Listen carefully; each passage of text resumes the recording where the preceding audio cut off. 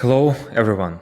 I assume that you're watching this video not the first in the series. Most probably you started with the yearly review and planning, but in a way, it doesn't matter. Maybe you already have reflected on where you are and you have a big vision, and now it's just time to set up some goals. Maybe you don't have it yet and you just want to jump over. Again, my recommendation is to do it step by step, and you'll find the link to the previous exercise in this video or on this Gumroad page. But anyway, here we are. This video will be about the framework that I collected from different sources, compiled and recompiled again and again, about setting up tactical goals. By tactical goals, I mean for the duration less than a year. For everything that is a bit more strategic, more visionary, again, there is another exercise. Also, it's about personal goals, not business goals. In business, is typically everything is much more specific and measurable and number driven. OKRs, KPIs, and other similar frameworks can be helpful there. This is for your personal specific goals with a time horizon a year or less. And first recommendation is to understand what is a goal and what isn't a goal, because people mistake and mix up different things. First of all, you need to understand, is it even your or not your thing that you're wishing for? Many people right now want to earn 10K per month just because bros on Twitter talk about this. Maybe you should aim for 7K or for 17. Again, set up your own goals based on your own needs. The same, graduate from some prestigious university. Is it your goal, or this is what your mom wants or society wants from you? Also, again, maybe it's clear, but again, I want to have it as a disclaimer. I assume that people with different level of readiness will watch this video. There are investments and there are consumptions. When you have a goal of buying a new car or new laptop or something like this, is it an appreciating or depreciating asset? Is it an investment in your future, or is it a consumption goal to have some fun? Again, I'm not against fun. I'm not against doing what your mom wants you to do, but you need to understand it yourself. Is it your goal, not your goal, investment or consumption? Other typical mistakes that happen is you set up a goal for a process. I am eating healthy, or I am doing yoga. No, you don't want just to eat healthy. You want to achieve some specific, maybe healthy levels of your cholesterol or your body fat or muscle mass or something similar.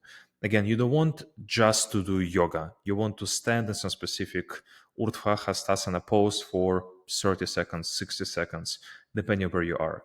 Again, knowing where you are is really important. That's why if you don't know where you are right now, go back to the yearly planning and reflection exercise to know where you stand. Also, having resources as a goal is also a very faulty thing. I have 1 million in the bank. I have 100 hours of free time. You don't need free time. You want some activities to do with this time. And again, you don't really need money per se. You want something to buy for this money.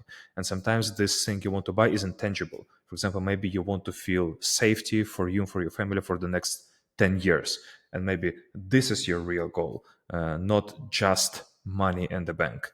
And even if the family safety is your goal, you maybe don't need just money in the bank. You want to diversify it in different sources.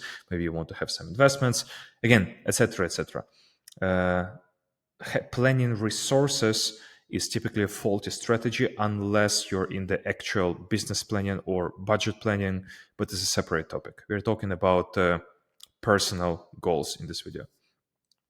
And the last typical mistake that can happen is about negative statements. People often set up goals like I'm quitting smoking, I get rid of my shitty job, I lose weight. Again, you should turn it around and plan what you want instead. Our brain is a tricky thing and it tends to ignore the not part of the language. So when you set up a goal about quitting smoking, your brain will focus on smoking. When you set up a goal like I get rid of my shitty job will be at focus. Again, so try to paraphrase it about healthy lungs can or a new nice job instead. Uh, Knowing what is a goal, what typical mistakes can happen, let's go into the actual framework. Based on your reflection and your vision for the next 5, 10 years, you can come up with some ideas for the goals that you would like to achieve this year. And talking about the health is typically the easiest example. That's why I'm setting up an example like this. It may sound something like my body fat is already my past, and I'm gonna look so hot in the mirror and feeling good with myself. Again, this is a good direction that you would like to set up for a year, but you would like to paraphrase it and change it. First of all, it will be about personal responsibility. Your goal parts should be about yourself, that I have no body fat. I am going to look hot. I am feeling good. Again, it's not about your some ephemeral body or someone else. It's about you and your personal responsibility. Then everything has to be in present tense. You have to define your goal as a statement right now that I have, I see, I feel something what's happening in this specific moment. You can see that our statement is changing bit by bit. Then should be a positive definition. Again, it's not about negating your body fat. It's about having a lean and skinny body and what you see and how you feel good, which can be improved further. You would like to describe some specific result, not a vague process, because having, seeing, feeling is not specific. Lean, skinny, hot, good, again, it's not specific. How you can transform this definition is into something like I have specific 15% body fat level, my abdomen skin is this number of millimeters, and you're not just feeling good, you're doing something. You're maybe smiling to yourself in the mirror. Again, much more specific, much better, but still not specific enough. This goal achievement will happen in some context. What's really important is the deadline. You want to say that on July 1st this year we have this body fat level. It's how do you know that you have this body fat level? That you see this measurement at your smart scales in your bathroom in your apartment in London, or you have a scheduled doctor visit by the street and this is a specific doctor.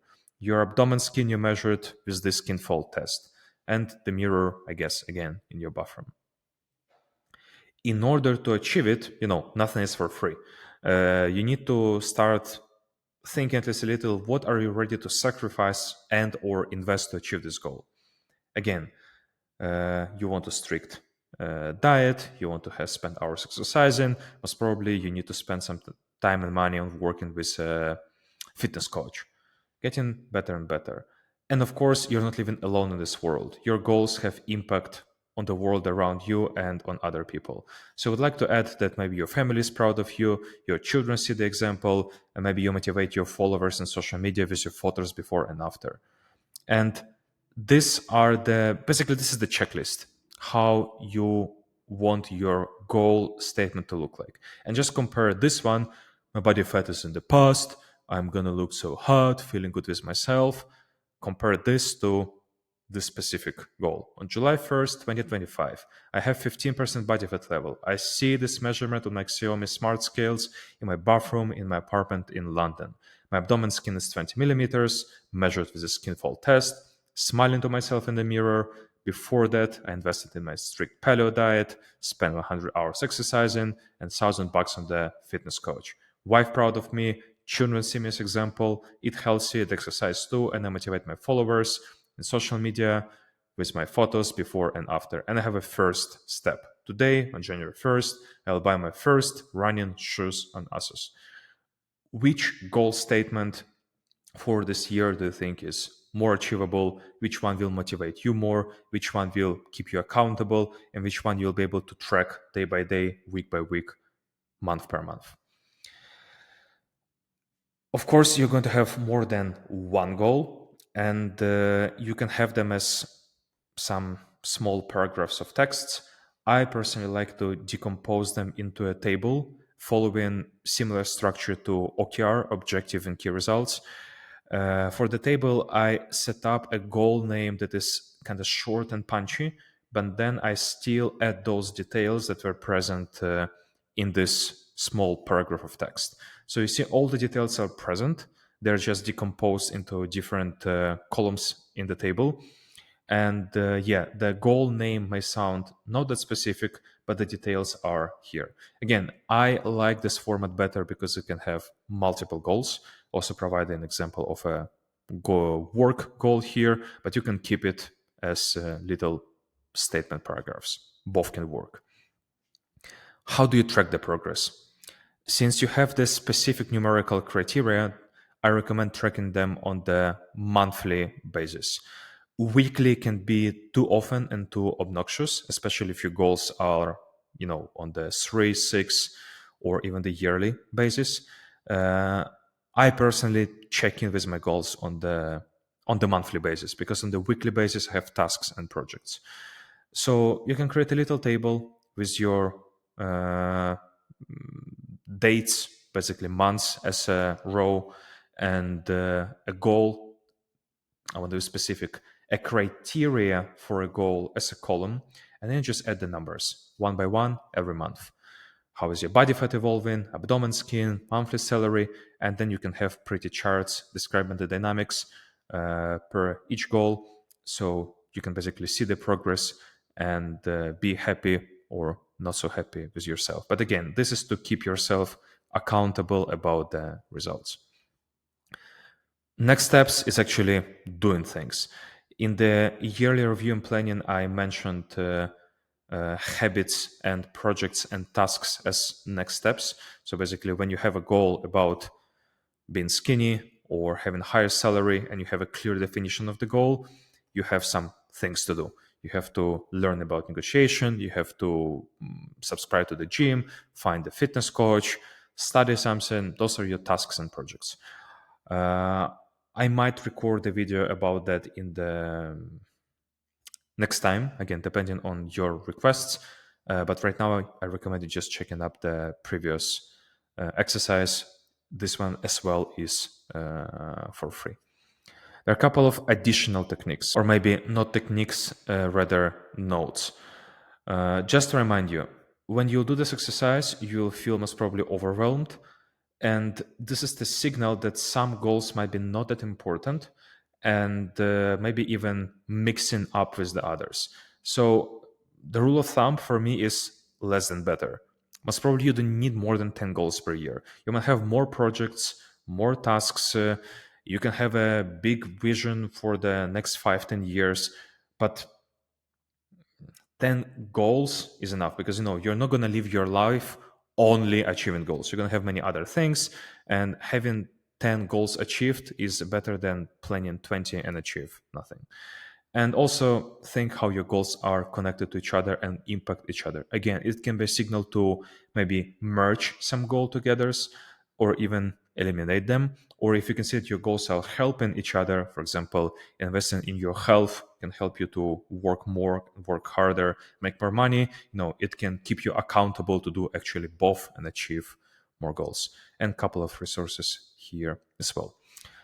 This is the simple blueprint.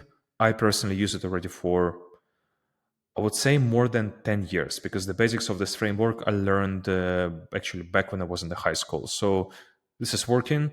Most of my goals are either achieved or in the process of achievement. And I'm happy to share it with you as a form of a Notion template. Thank you, and see you in the next videos. Bye-bye.